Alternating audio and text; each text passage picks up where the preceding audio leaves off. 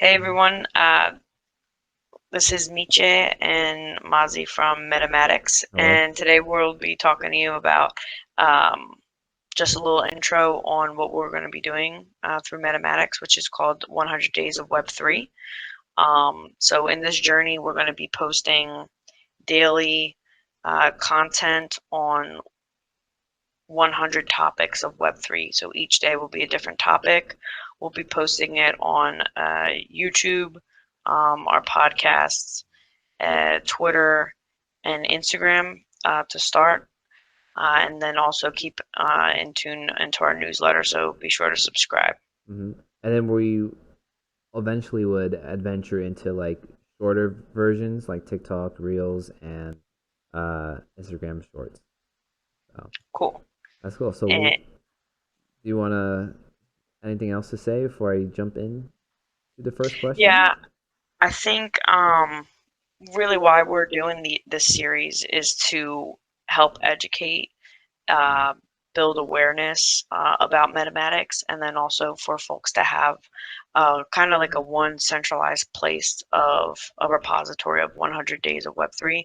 I think there's a lot of folks who are maybe individual brands that are doing the 100 days of Web3 Mm-hmm. challenge, but I think what we're trying to do is go from the basics to also in-depth technical aspects. Right. And then from each platform, we're going to go into different depths uh, of the content. So be sure to look Mm-hmm. through all of our platforms. Right. So this format right here is definitely going to be long form for our audience. They can expect these videos to be like long. You can sit down and uh, enjoy and learn. So, Yeah. all right. So for day one of 100 days of Web3, our first question is what is Web 1 and what is Web 2 and what is Web 3? What are their differences and similarities? So I'll go first from my understanding. I'm actually not even too sure what Web 1 is, but I'm going to give a guess. So I know that Web 2 is what we're experiencing now with sort of the monopoly of internet traffic through like Amazon, Google, um, YouTube, right? Well, I guess it's Google. Um, and then the apps we use on our phones, and we tend to be using mostly the same stuff. So Web 1 will just have to be the phase of the internet before those uh, yeah, before all the big companies and the apps we use. So, what I think, I can't even define exactly what Web 1 is. It's like, I just want to think about when I was younger and, maybe playing RuneScape or something. Is that part of Web There you 1? go. Not everyone use RuneScape. Newgrounds, right? Uh, RuneScape had to get on dial-up oh, through AOL. dial-up, Had to make AOL, sure Messenger and no one was stuff. on the phone to get on the internet.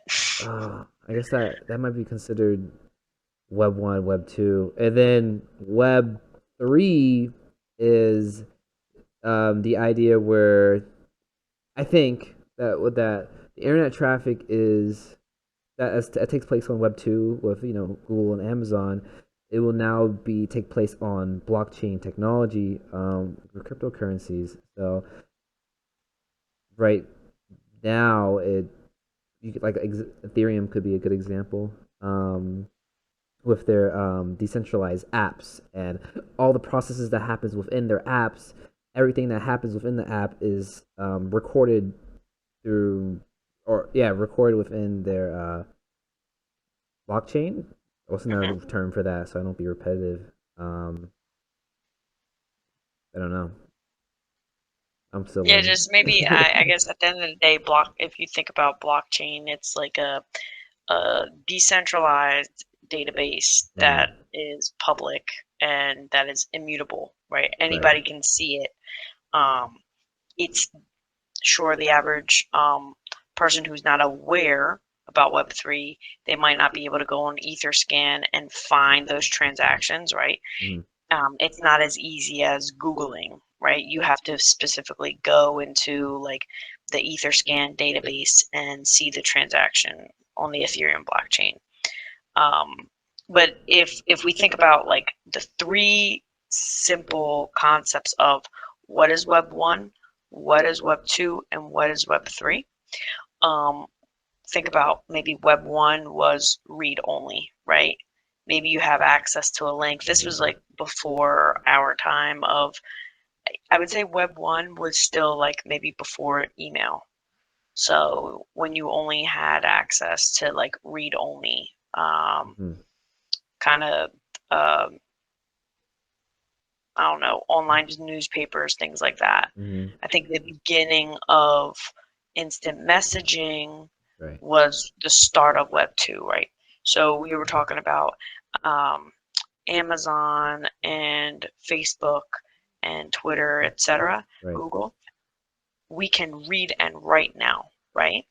People True. can write blog posts, people can make YouTube videos, etc. But that data is now all centralized in these big companies, right? At the end of the day, Mm. YouTube owns that data, Yeah. right? Google owns that data, right? Ownership. Web3 is read, write, and digital ownership. So the biggest thing of Web3 is digital ownership. And that ownership is certified on the blockchain, right? And so the whole concept of decentralization is it's not owned by any entity. It's owned by, let's say, a unique identifier, like a wallet, Mhm. right? So if you own that wallet, then that is your information. That's your digital ownership. And I Right. think if I'm thinking about simple terms, that's the difference between Web Mhm. 1, Web 2, and Web 3, True, and I can right? say I want to jump in just real quick in terms of like your ownership. Obviously, in the future, we're going to definitely talk about the term not your keys, not your coins, right? Yep, yep, So like you can own cryptocurrency like Bitcoin or Ethereum on an exchange, but it's not really yours until you have it in your own wallet, and that's a whole nother question in the yeah. future. And But I we're don't going to want to jump get that in there. in. We're going to get into that Mhm. in I'm not sure which question it is, but it's definitely probably within the first 20 questions.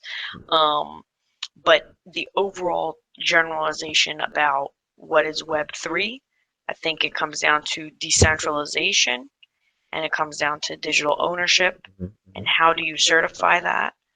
Through a trustless system, right? I don't need to have trust in Google in my data for my data, right? To get my data or to use my data properly, right? Right. Web3 is digital ownership, right? But uh, what is that famous quote? Not famous quote, but in Spider-Man, Great power, it's like, great responsibility. yeah, great power, great responsibility. There you go. Great power, great responsibility, right? So Mhm. if you're going to have digital ownership, it's if and we'll get into these concepts later. Mhm. If I put my money in a bank, right, that bank is centralized, right? In the U.S., where there's most banks are $250,000 FDIC approved, right? Right. Let's say if Mhm. one day you wake up and you lose $249,000, Right. They that can insure FDIC it. approved Mhm. is meant that you're insured and you'll get that $249,000 back. And when it comes to digital ownership, then that ownership Mhm. is all on you, right? Yeah. If you forget a password, if you send money to the wrong wallet, etc., Mhm. no one's going to insure that loss, right? Right. So I wonder right now because we're such in the early phase of crypto. I wonder if there's probably like um, a decentralized system for insurance that might be coming out. There's so many projects coming out. There probably yeah, is. And, I that's funny you say that because I uh, did come across a couple folks when I was at permissionless mm, about thinking about that concept. So if mm, for everyone who doesn't know what permissionless true, is, true. permissionless is a Web3 conference, where you meet different people across the globe talking about Web3, building on Web3, learning about Web3, etc.